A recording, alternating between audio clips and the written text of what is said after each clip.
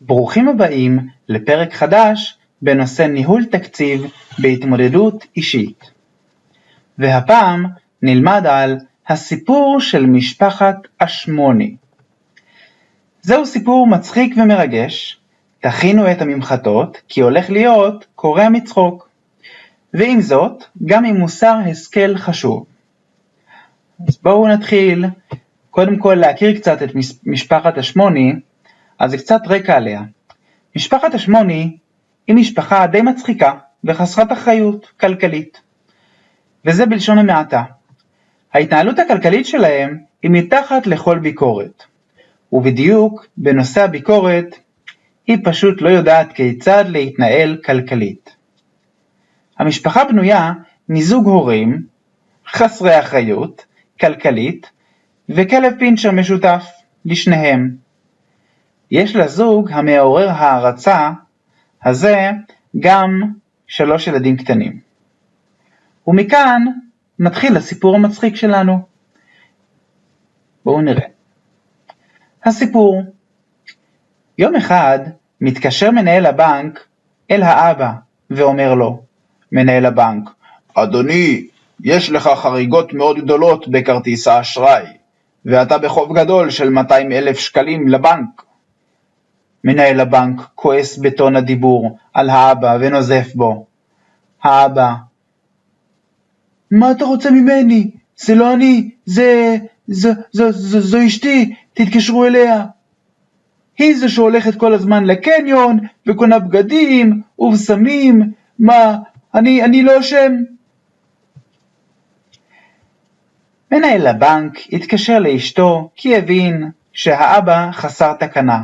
ואמר, מנהל הבנק, גברתי הנכבדה, כרגע שוחחתי עם בעלך, את במינוס מטורף, ואת בחוב גדול מאוד לבנק. המנהל זועף, קוצף וצורח על האמא, והאמא אומרת, מה אתה רוצה ממני? זה בעלי, הוא זה שכל הזמן חוגג לי על הכרטיס אשראי, ומבזבז על סיגריות ואלכוהול וטפסי הגרלות שונים. אתה פונה לכתובת הלא נכונה. הוא אשם. מנהל הבנק הבין שמתחילים לשגע אותו, אבל בכל זאת אין לו ברירה.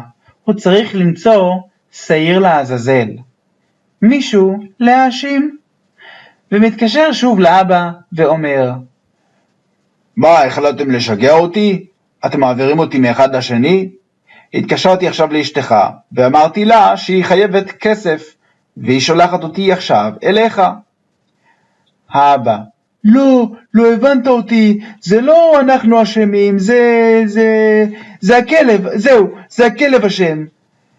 הוא זה שנכנס לחנויות חיות עם כרטיס האשראי שלי, ומשתולל איתו, קונה ממתקים לכלבים, שימורים, קולרים, הפתעות, ועוד. מנהל הבנק אומר מנגד, הכלב? מה קשור הכלב? האבא, כן, הכלב, תתקשר אליו, הוא יסביר לך הכל.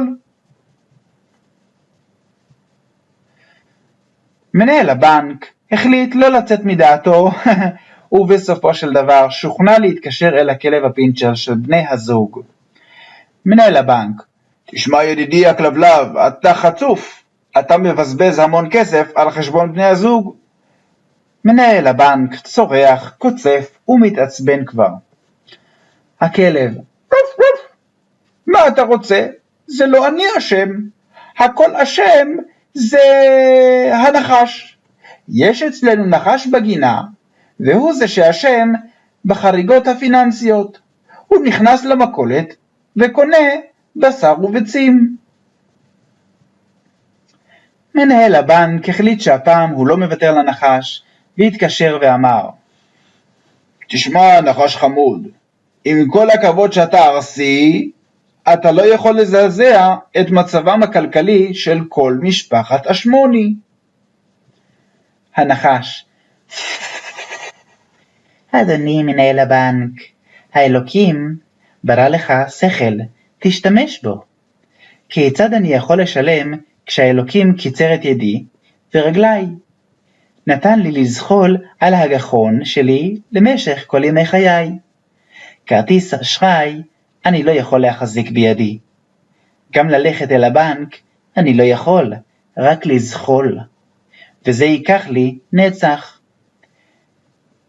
מנהל הבנק היקר, אלוקים נתן לך שכל כדי להבדיל בין טוב לרע, ואתה לא עושה עם זה כמנהל, ואתה לא עושה את זה. כמנהל הבנק ציפיתי ליותר. מנהל הבנק הבין שהוא בעצמו טעה שנגרר אחרי התירוצים המוזרים של בני הזוג. מנהל הבנק הזמין את משפחת השמוני, שכוללת את זוג ההורים, הילדים, הכלב וגם הנחש מהגינה, כדי לתת להם שיעור כלכלי חסכוני חשוב לחיים. שיעור כלכלי שיוכל לחסוך להם אלפי שקלים מדי שנה. מה מוסר ההשכל כאן? מה למדנו? אלוקים ברא לנו שכל, בואו נשתמש בו בצורה כלכלית טובה. ונבחן את צעדינו הכלכליים, ונצא לדרך כלכלית חדשה, במקום להחליף האשמות הדדיות. האשמות אינן מובילות לפתרון, אלא רק להחרפת המצב הכלכלי. זה הסוף. מקווה שנהנתם. אני הייתי ברק, מהערוץ היוטיוב שנקרא ניהול תקציב בהתמודדות אישית. אתם מוזמנים להירשם לערוץ ולקבל סרטונים בחינם למייל שלכם בנושא חיסכון וכלכלה. כמובן, אני לא איש כלכלה, חשוב שתדעו.